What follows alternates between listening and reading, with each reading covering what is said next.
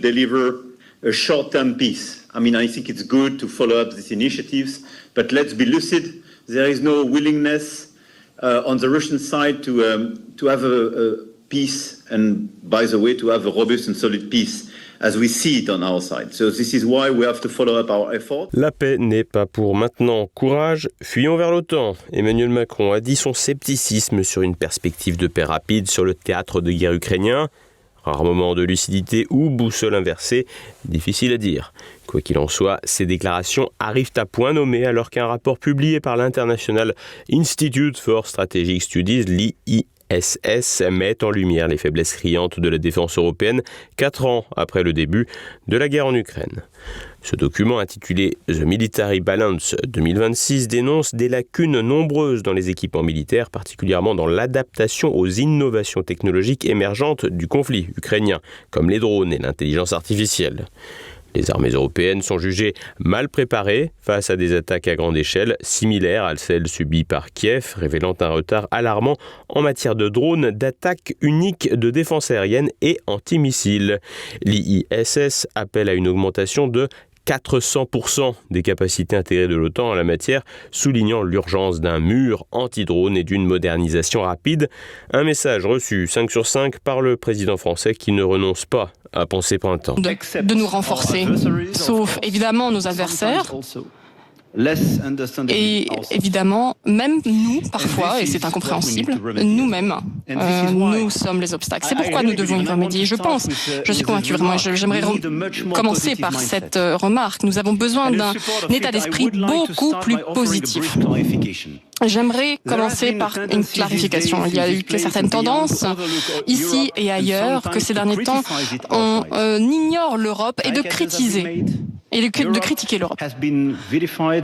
L'Europe a été discréditée comme une construction qui prend de l'âge et qui n'est plus du tout pertinente. Une critique d'une Europe vieillissante et surtout inactive qui est tout à fait corroborée par le document de l'IISS, car même si les dépenses militaires européennes ont atteint des niveaux records en 2025 avec 562,9 milliards de dollars, soit plus 12,6% sur un an, c'est avant tout une progression portée par l'Allemagne qui représente un quart de cette hausse et qui part de très loin.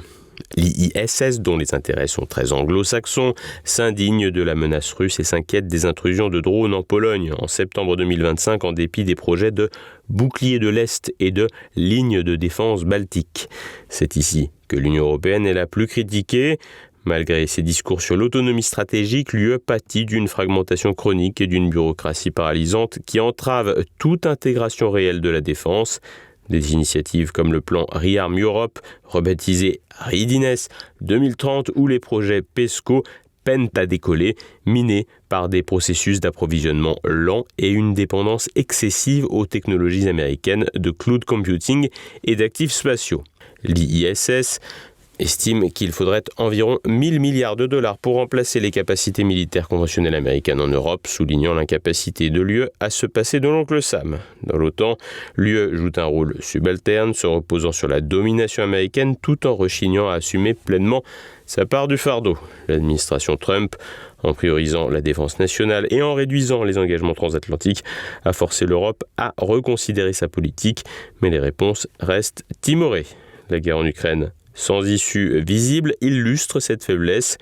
La Russie s'adapte malgré de lourdes pertes, les États-Unis parviennent à en tirer profit, tandis que l'Europe joue un rôle de spectateur-financeur qui ne peut satisfaire aucun Européen.